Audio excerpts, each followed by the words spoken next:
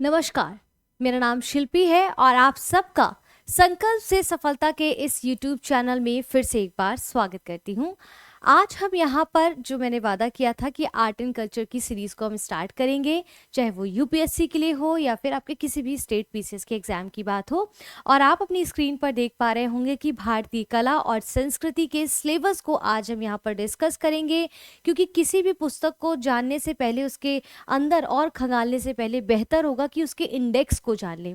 यानी कि यूपीएससी और पीसीएस में क्या सिलेबस कहता है, उसके अकॉर्डिंगली हम यहाँ पर पढ़ने का प्रयास करेंगे। सिर्फ यहाँ पर वो नहीं होगा कि भाई हम आए हैं और आर्ट एंड कल्चर को खत्म कर रहे हैं। मेरा दायित्व होगा यहाँ पर कि मैं आपको बताऊं कि प्रीलिम्स में किस प्रकार से प्रश्न पूछे जा रहे हैं, यूपीएससी किस प्रकार से प्रश्न पूछता है, चाहे वो प्री हो, चाहे वो मेंस हो, या पीसीएस की भी बात करेंगे, स्पेसिफिकली यूपीपीएससी की। तो हम देखेंगे यहाँ पर कि कैसे प्रश्नों की प्रकृति रही है अब तक, जो भी प्रीवियस ईयर के क्वेश्चन है, चाहे वो पीटी हो, मेंस हो, उसको देखेंगे। कैसे सिलेबस में पूछा गया है यूपीएससी में, कि क्या डिकोड किया गया है, सिलेबस में क्या लाइन दी गई है जो कि आर्ट एंड कल्चर पढ़ने के लिए हमें एक रास्ता देती है, उसको हम डिटेल में आज समझेंगे, जो कि हमारे एग्जाम के लिए बहुत महत्वपूर्ण है। क्योंकि मोस्ट ऑफ द टाइम देखेंगे जो बच्चे होते हैं, जो टीचर्स होते हैं, वो क्या करते हैं, सीधे सिलेबस को ना दिखाते हुए सीधे हम टॉपिक पर आ जाते हैं। जबकि किसी भी व्यक्ति को जानना हो तो देखिए, सबसे पहले आप उसका नाम पूछेंगे ना, तब उसके परिवार और उसके व्यक्तित्व और सारी चीज़ों के बारे में जानेंगे। उल्टा रिवर्स तो नहीं मारेंगे। तो सबसे पहले सिलेबस को समझना जरूरी है, क्योंकि सिलेबस समझ जाएंगे तो आपको पता रहेगा कैसे, कब और कितना और कहां से पढ़ना है, पहली चीज। दूसरी चीज, इसमें जो भी टॉपिक पढ़ाए जा रहे हैं उनका सोर्स रहेगा आपका, जैसे नितिन सिंघानिया होगा, आपके एनसीईआरटी हो गए, ठीक है, आपका सीसीईआरटी हो गया, ठीक है, इस प्रकार से। और इसके साथ साथ जो भी गवर्नमेंट की साइट्स होती हैं, जो हमें बताया जाता है कि यूपीएससी के लिहाज से, चाहे पीआईबी हो, चाहे ऑल इंडिया रेडियो हो, इस प्रकार से और भी जो साइट्स है गवर्नमेंट की इंपॉर्टेंट साइट्स है, जहाँ पर आर्ट एंड कल्चर से रिलेटेड जो अपडेट्स आते हैं, चाहे वो त्योहार को लेकर हो, चाहे वो संगीत को लेकर हो, चाहे वो नृत्य को लेकर हो, चाहे वो कठपुतली को लेकर हो, या जो भी यूनेस्को की साइट्स में कौन कौन सी साइट्स को डाला जा रहा है, उन सबको बहुत बेहतर तरीके से पढ़ेंगे और छोटे छोटे टर्म्स को क्लियर करेंगे, ताकि प्रीलिम्स में स्पेसिफिकली आपको कोई समस्या उत्पन्न ना हो। क्योंकि आप देखेंगे प्रीलिम्स में इस प्रकार से प्रश्न पूछे जाते हैं जिससे हमें कंफ्यूजन क्रिएट होता और समझ ही नहीं आता कि भाई पढ़ा तो हमने यहीं से था, लेकिन प्रश्न तो कहीं और से आ रहा है। तो उनको क्लिक करने की कोशिश करेंगे, उन पर वार करने की कोशिश करेंगे, ताकि इस बार आपको यहाँ से पढ़ने के बाद कहीं और जाने की आवश्यकता बिल्कुल ना पड़े।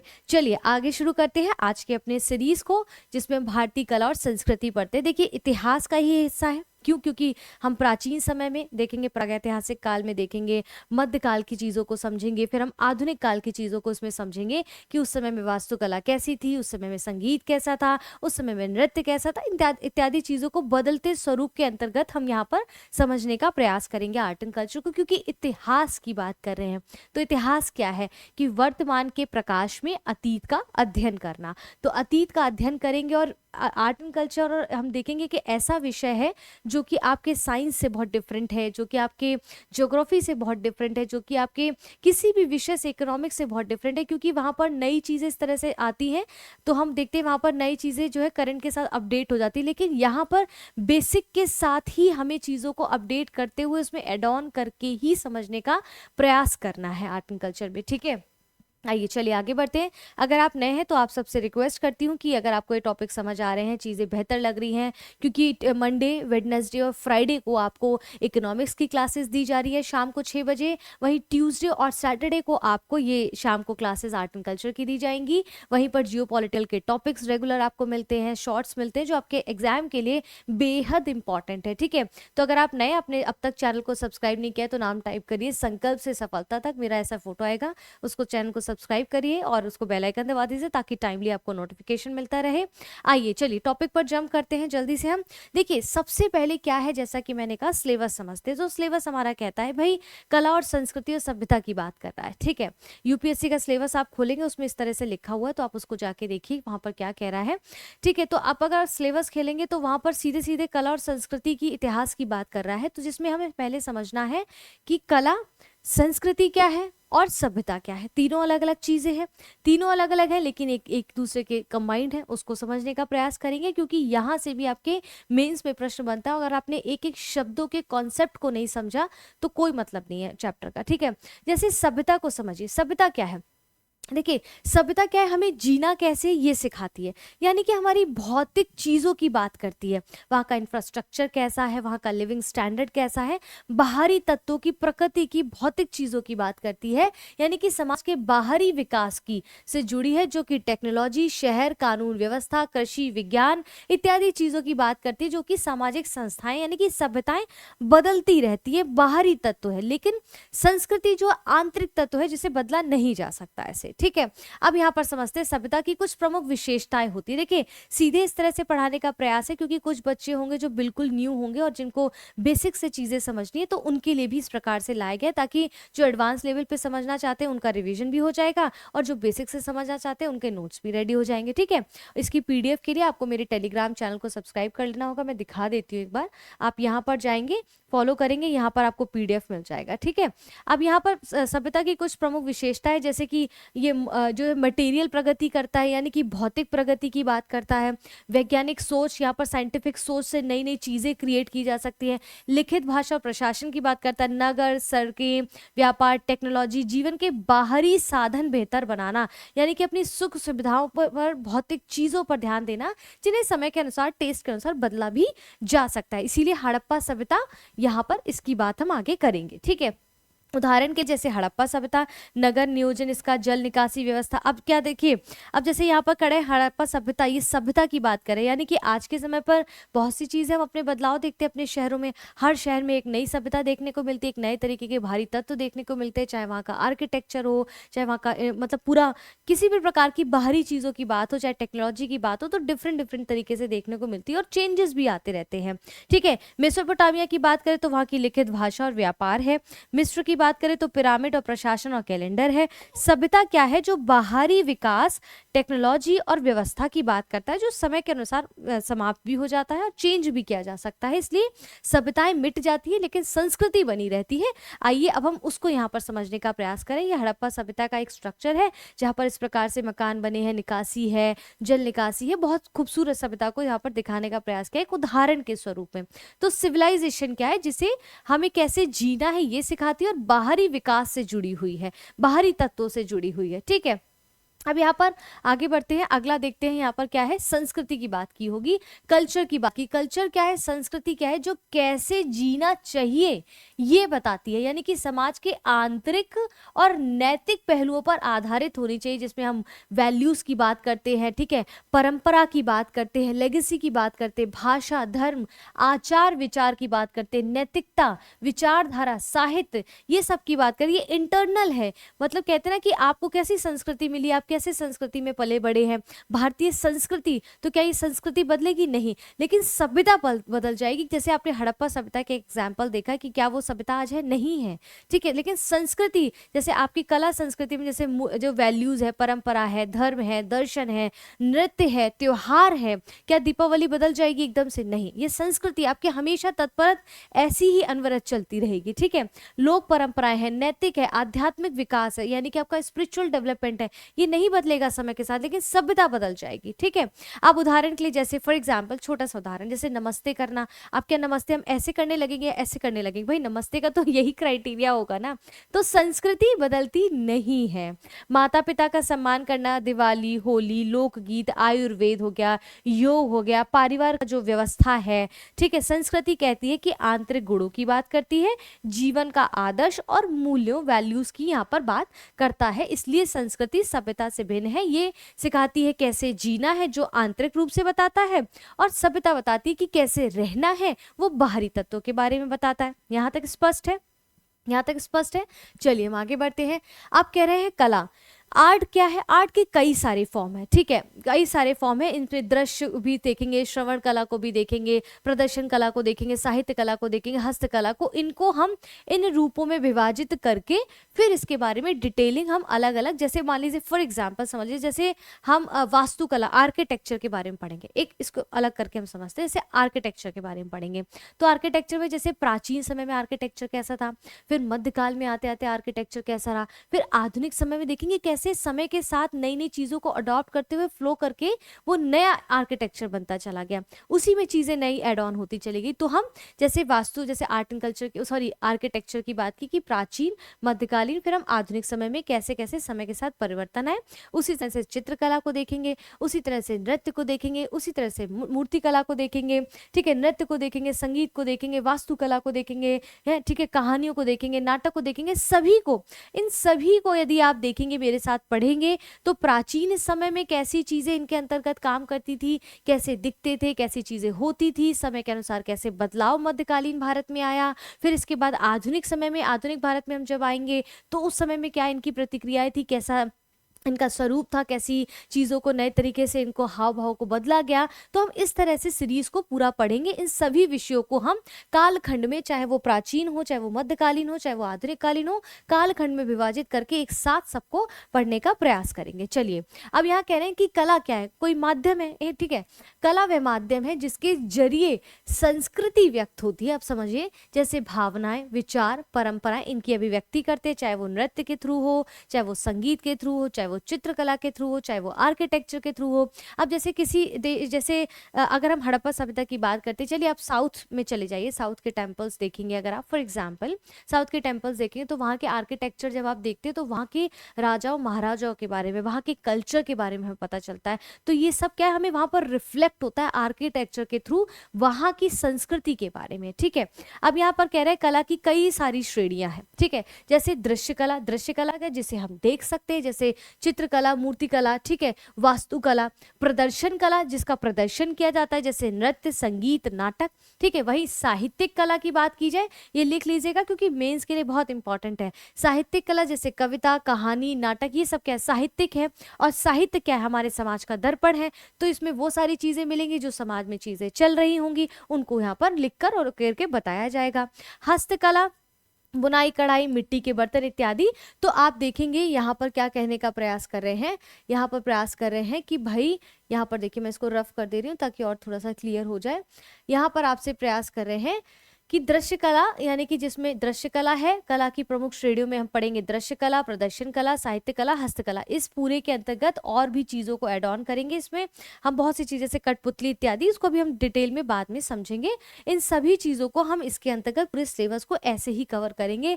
इन सभी चीजों को हम कालखंड के अनुसार ही पढ़ने का प्रयास करेंगे। जैसे मान लीजिए वास्तुकला की बात हो रही है तो उसमें हम प्राचीन समय का भी पढ़ेंगे पहले, फिर हम मध्यकालीन पढ़ेंगे, फिर हम आधुनिक समय का पढ़ेंगे, फिर जैसे ही चित्रकला आएगी फिर चित्रकला में हम प्राचीन, मध्यकालीन और आधुनिक समय में पढ़ेंगे। तो इस प्रकार से जब पढ़ेंगे तो होलिस्टिक तरीके से आपको चीजें समझ आएंगी और आप समझ पाएंगे कि यहाँ पर क्या कहने का प्रयास किया जा रहा है। उदाहरण के लिए जैसे भरतनाट्यम, कथक हो गया, अजंता की पेंटिंग्स हो गई, ताजमहल हो गया, वारली जो कला है, तो कला क्या है, अभिव्यक्ति का स्वरूप है, ठीक है। आप अच्छा बेहतर बोल पाते, ये भी एक कला का स्वरूप है। आप अच्छा झूठ बोल पाते, ये भी कला का स्वरूप है, ठीक है। आप अच्छा नृत्य कर पाते, कला जहाँ पर अभिव्यक्ति व्यक्त हो, चाहे वो चित्रकला के थ्रू हो, चाहे वो नृत्य के माध्यम से हो, चाहे वो वाद्य यंत्रों के माध्यम से हो, चाहे वो मौखिक रूप से हो, या किसी भी रूप से आप जहाँ पर अपने मन की इच्छा को अभिव्यक्त करते हैं, वो आपकी कला कहलाती है। यहाँ तक स्पष्ट है सारी चीजें। चलिए, अब हम कला के कुछ विश्लेषण देख लेते हैं, जिसमें हम विजुअल आर्ट्स और जिसमें हम परफॉर्मिंग आर्ट्स को देखेंगे। इनमें डिवीजन किया गया है कि कैसे कैसे चीजों को आर्ट एंड कल्चर के अंतर्गत यूपीएससी क्या डिमांड कर रहा है, उसको समझने का प्रयास करेंगे। ऐसी कला जिसे दृश्य कला मतलब विजुअलाइज किया जा सके, देखा जा सके, ठीक है। तो कला एक ऐसी कला जिसे देखा जा सके। कलाकार कुछ भौतिक और स्थूल रूप में बनते हैं, जैसे कुछ एक बार बन जाते हैं, उनके बाद उसका स्वरूप सदैव वैसे ही मौजूद रहता है, जैसे कि चित्रकला। अब जैसे मान लीजिए अजंता एलोरा की गुफाएं अगर आप देखेंगे, ठीक है, आप यहाँ पर देखेंगे कि जो एमपी में आपका जो पेंटिंग्स वगैरह मिली है हमें, ठीक है, भरूच गुफा हो गया, इस प्रकार की चीजें जो हो गई हैं, या फिर हम वहाँ की जैसे पेंटिंग्स को देखते हैं, मूर्ति कला को देखते हैं, या आर्किटेक्चर जैसे स्तूप को देखते हैं, क्या वो बदल जाएगा? नहीं। तो कुछ चीजें स्थिर ही रहती है जिसे विजुअल आर्ट्स के अंतर्गत रखते हैं, जैसे कि चित्रकला, मूर्तिकला, वास्तुकला, फोटोग्राफी, हस्तकला, बुनाई, मिट्टी के बर्तन, यही सारी चीजें आपको अभी समझाई गई हैं। यानी कि वो कला जो आंखों से दिखाई देती है और स्थायी रूप से, यानी कि स्टेबल रहती है, वो कहीं नहीं जाती जब तक उस पर कोई ऐसी चीजें प्रहार ना किया जाए, उसे तोड़ा ना जाए, उस प्रकार से, मतलब जब तक रहेंगी उसमें बदलाव नहीं होगा। मतलब जैसे अब ये चीज जैसे मैंने बना दी, फॉर एग्जाम्पल मान लीजिए ये चीज अब बन गई है, ये पेंटिंग अब बन गई है, या ये छपाई अब हो, फॉर एग्जाम्पल इसको ऐसे समझिए और सिंपल है, जैसे कि मान लीजिए कोई पेंटिंग है, जैसे पुराने समय पे अब इसको क्रिएट कर दिया गया, ठीक है, तो अब इसको कुछ नहीं कर सकते, अभी बन गई है, ये स्थायी है, या तो ये खराब हो जाएगी या ये खत्म हो जाएगी, लेकिन अब इसमें कोई परिवर्तन नहीं किया जा सकता। तो यहाँ पर क्या है, ये चित्रकला, मूर्तिकला, वास्तुकला, फोटोग्राफी, हस्तकला, ये सब सारी चीजें जो आंखों से दिखाई दी जाती है और स्थायी रूप से ही रहती है, उनको हम दृश्य कला के अंतर्गत कलाकार कुछ स्थिर और भौतिक रूप में देख सकते हैं, जिनको बनाया जा सकता है, ठीक है। अब यहाँ पर निष्पादन कला, परफॉर्मिंग यानी कि परफॉर्मेंस के थ्रू जिसको देखते हैं, जहाँ पर जो जैसे कलाकार है, जो भी परफॉर्मर हैं, उनके द्वारा लाइव प्रदर्शन इत्यादि किए जाते हैं, जैसे यानी कि ऐसी कला जिसे देखा और सुना दोनों तरह से जा सकता है, यानी कि इसका रूप जो है क्षणिक रहता है, जब तक मैं बोल रही हूँ मैं चली जाऊंगी, बात खत्म हो जाएगी, जब तक मैं नृत्य कर रही हूँ फिर मैं चली जाऊंगी, नृत्य समाप्त हो जाएगा। क्षणिक होते समाप्त होते ही उसकी अभिव्यक्ति समाप्त हो जाती है, ठीक है। उदाहरण के लिए जैसे नृत्य किसी भी प्रकार का हो सकता है, जैसे भरतनाट्यम, कथक, ओडिसी, ऐसे बहुत सारे नृत्य हैं जिनको हम अपने सिलेबस में कवर करेंगे। संगीत हो गया, नाटक हो गया, थिएटर हो गया, कठपुतली कला, लोक नृत्य, ओपेरा, मार्शल आर्ट्स हो गया। ये कला क्या है, शरीर, आवाज और प्रदर्शन के माध्यम से जीवंत होती है, हमारे समक्ष प्रस्तुत होती है, इसीलिए हम इनको परफॉर्मिंग आर्ट कहते हैं। ये अस्थायी होती हैं। निष्पादन कला और दृश्य कला में ये डिफरेंस है, इसको समझ लीजिए, क्योंकि मेंस के लिहाज से बहुत इंपॉर्टेंट है। क्योंकि सिलेबस में जब हम अंदर और बढ़ेंगे तो इन चीज़ों को अगर हम समझेंगे नहीं डिफरेंस को, तो अंदर बढ़ने का कोई मतलब नहीं होता, ताकि हमें पता रहे कि भाई क्या पढ़ना है, क्या नहीं पढ़ना है, परफॉर्मिंग आर्ट क्या होता है, दृश्य कला क्या होता है, विजुअल आर्ट्स क्या होता है, इसमें डिवीजन कैसे होता है, इनको कैसे कलाखंडों के अनुसार हम पढ़ेंगे। तो वो सारी चीज़ें मैंने आपको क्लियर कर दिया। फटाफट से एक बार हम यहाँ पर चीज़ों को देख लेते हैं। जैसे भारतीय वास्तुकला, मूर्तिकला, मृदभांड के अंतर्गत उनका, जैसे हड़प्पा सिंधु घाटी सभ्यता हो गया, उसका नगर नियोजन पढ़ेंगे, मूर्तिकला को पढ़ेंगे, उनकी मोहरे पढ़ेंगे। इन सारी चीज़ों को हम यहाँ पर जैसे समझने का प्रयास करेंगे विद पिक्चर्स, और जहाँ तक संभव होगा अगर वीडियोस होंगे तो वीडियोस के थ्रू भी समझेंगे, ताकि आप बेहतर अंडरस्टैंडिंग डेवलप कर सके। बस एक बार थोड़ा सा गो थ्रू हो जाइए, क्योंकि जब इसको पढ़ाएंगे तब डिटेल में समझेंगे। मौर्य कला के अंतर्गत वहाँ की वास्तुकला को पढ़ेंगे, वहाँ के स्तूप को पढ़ेंगे, चित्रकला को पढ़ेंगे, वहाँ का जो भी चीज़ें जैसे गुफाएं हैं, मनके हैं, मृदभांड है, उस समय का पढ़ेंगे। फिर मौर्योत्तर काल पर हम वही सारी चीज़ें पढ़ेंगे, ठीक है। फिर गुप्त काल के अंतर्गत आएंगे, तो अलग अलग पीरियड्स में हम अलग अलग चीज़ों को उनके हिसाब से, वहां पर वो चीजें कैसी रही, वहां का आर्किटेक्चर कैसा था, वहां की गुफाएं कैसी थी, ठीक है, वहां की पेंटिंग कैसी थी, आप देख रहे हैं मूर्तिकला कैसी थी, वहां के मंदिर स्थापत्य कैसे थे, इन सारी चीजों को हम पढ़ेंगे। और यहाँ से आपके बहुत प्रश्न बनते हैं, चाहे पीटी हो चाहे मेंस हो। और हाँ, एक चीज़ और, वीडियो को स्किप नहीं करना है, पूरा देखना है, क्योंकि जैसे कुछ कुछ वीडियोस लेक्चर्स खत्म हुआ करेंगे, बीच बीच में मैं कोशिश करूंगी, कोशिश नहीं 100% है कि आपको PYQs लेकर आए, चाहे वो प्रीलिम्स के हों, चाहे वो UPSC के हों, चाहे वो UPPSC के हों, चाहे वो मेंस के आंसर राइटिंग हो, वो भी आपको साथ साथ में कराई जाएगी। सिर्फ पढ़ाया नहीं जाएगा, बताया जाएगा कि करना कैसे है। प्रश्न आएगा तो आपको करना कैसे है, ठीक है।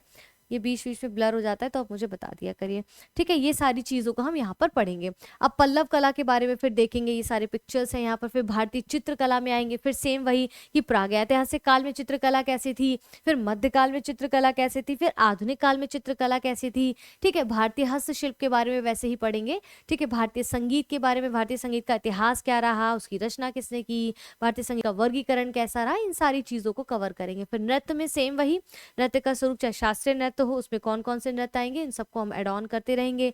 फिर जहाँ ये फोक डांसेस वगैरह को देखेंगे, ठीक है।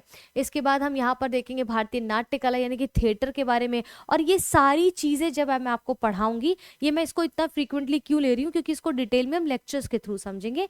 यहाँ पर जो मैंने स्टार्टिंग में कला, संस्कृति, सभ्यता में डिवीजन करके आपको बताया है, वही यूपीएससी का सिलेबस है, वही यूपीएससी के सिलेबस की डिमांड है। इसको हमने तोड़ के बताया है बाद में, ताकि हम इसको डिस्क्राइब कर सके अपने आने वाले लेक्चर्स के थ्रू, ठीक है। तो अब यहाँ पर इन सारी चीज़ों को नाट्य कला में देखेंगे। और हाँ, इसको ना केवल मैं अपना एनसीईआरटी से, ठीक है, चाहे वो किसी भी स्टैंडर्ड की हो, या फिर वो सीसीईआरटी हो, या फिर आपका जो है आपकी जो पर्टिकुलर बुक है आर्ट एंड कल्चर की, नितिन सिंघानिया की, उन सब से क्रिएट करके इनको बनाया जा रहा है। गवर्नमेंट की जो इंपॉर्टेंट साइट्स है हमारे एग्जाम्स के पॉइंट ऑफ व्यू से, वहाँ से भी इन टॉपिक्स को लेकर और फिर क्रिएट करा जा रहा है, ताकि कोई भी एरिया आपका छूटे नहीं जहाँ से आपको बाहरी तत्वों से कोई हेल्प लेनी पड़े, ठीक है। ये रहा आपका भारतीय नाट्य कला, कठपुतली, ठीक है। अब इसके बाद में मार्शल आर्ट की क्या है वो सारी चीज़ों को देखेंगे। यूनेस्को में जो मूर्त विश्व विरासत स्थलों की सूची है भारत में, उनको यहाँ पर समझेंगे, कैसे उनको चयन किया जाता है, कैसे डाला जाता है, क्या क्राइटेरिया है, ठीक है, उनकी सूची को पूरा यहाँ समझने का प्रयास करेंगे। लैंग्वेज और लिटरेचर को समझेंगे, ठीक है, कब से कब तक पढ़ी जा सकी, कब नहीं पढ़ी जा सकी, क्या क्या है साहित्य, उनको देखेंगे। इसके बाद हम भारत में धर्म और दर्शन को थोड़ा सा देखेंगे। इसमें हिंदू धर्म, शैव धर्म, वैष्णव और चारवाकर दर्शन, ये सारी चीज़ों को पढ़ेंगे डिटेल में, ठीक है। भारत के मेले और त्योहार, इनसे प्रश्न पूछा गया है पीटी में, तो इसको भी देखेंगे, बहुत ट्रेंड में भी है, गवर्नमेंट भी बहुत इन पर इंपॉर्टेंस दे रहा है। इवन जो जैसे जनजातियां हैं उनके कुछ त्योहार हैं, उनको भी शेड्यूल ट्राइब्स के त्योहारों को इसके अंतर्गत डाला जा रहा है। तो उन सारी चीज़ों को हम, जो करंट अपडेटेड भी होगा उसको भी समझेंगे, सिर्फ बेसिक को नहीं समझेंगे हम यहाँ पर, ठीक है। पद्मश्री इत्यादि भारत के संस्कृत संस्थान जो है उनको देखेंगे, जो सूफी आंदोलन, भक्ति आंदोलन हुए उनको समझेंगे यहाँ पर, और जो भी साइंस एंड टेक्नोलॉजी का इस्तेमाल करते हुए कैसे आर्ट एंड कल्चर को बेहतर किया गया है उसको यहाँ पर समझेंगे। और वहाँ पर जो पर्सनैलिटीज़ हैं उनके बारे में, जो प्रसिद्ध पर्सनैलिटीज़ रही हैं इससे संबंधित, उनको सारे को समझने का प्रयास करेंगे। तो अब यहाँ पर क्या है कि आपने एक ओवरऑल एक लुक लिया है कि भाई हम क्या पढ़ने वाले हैं, ठीक है, क्या पढ़ने वाले हैं, जो है हमारा सिलेबस किस प्रकार से डिवाइडेड है, कैसे हम पढ़ेंगे, समय कालखंड के अनुसार कैसे चीज़ों को समझेंगे, सभ्यता संस्कृति कला क्या है। आज हमने इंट्रोडक्शन पार्ट लिया है, तो हमने ये बताया कि भाई पहले तो हमें जो आर्ट एंड कल्चर है, कला और संस्कृति और सभ्यता जिसको हम कहते हैं वो क्या है, उसको समझा, सिलेबस को एक आउटलुक लिया, इसके डिफरेंस को समझा कि हम कैसे कालखंडों में विभाजित करके पूरे सिलेबस को कवर करेंगे। हम प्रीवियस ईयर के क्वेश्चन चाहे पीटी के हो चाहे मेंस के, उनको भी समझेंगे। तो इन सारी चीज़ों को समझते हुए हम आगे बढ़ेंगे। ट्यूसडे और सैटरडे, मंगलवार और शनिवार को शाम को 6 बजे आपको इसका एक शॉर्ट भी मिलेगा, शॉर्ट वीडियोस में भी आपको एक आर्ट कल्चर मिलेगा, और लॉन्ग वीडियो में तो मिलेगा ही मिलेगा, ठीक है। तो निश्चिंत हो जाइए, मंडे, वेडनेसडे और फ्राइडे आपको इकोनॉमिक्स, ट्यूसडे सैटरडे शाम को 6 बजे आपको आर्ट एंड कल्चर की क्लासेस मिलेंगी। साथ साथ में जियो पॉलिटिकल के इंपॉर्टेंट टॉपिक्स आपको हर एक दिन मिलते हैं, उनको ज़रूर देखिए रात को 9 बजे, है ना, बहुत बहुत इंपॉर्टेंट है। उसके साथ शॉर्ट्स वीडियोस भी हैं, और भी नई चीज़ों को एड ऑन हम करते रहेंगे, हमारे साथ बने रहें। संकल्प से सफलता तक के यूट्यूब चैनल को अब तक सब्सक्राइब नहीं किया है तो प्लीज़ सब्सक्राइब कर लीजिए। इसको टाइप करेंगे संकल्प से सफलता तक, तो इस प्रकार से आपका फेस आ जाएगा, वो पेज आ जाएगा, तो उसको सब्सक्राइब कर लीजिए। ये मेरा टेलीग्राम ग्रुप है, इसको ज़रूर ज्वाइन करें। यहाँ पर सारे PDF इत्यादि आपको अपडेट टाइम टू टाइम मिलते रहेंगे। चलिए फिलहाल के लिए इस वीडियो को यहाँ पर समाप्त करते हैं। अपना ध्यान रखें, अपनों का ध्यान रखें। जय हिंद, जय भारत।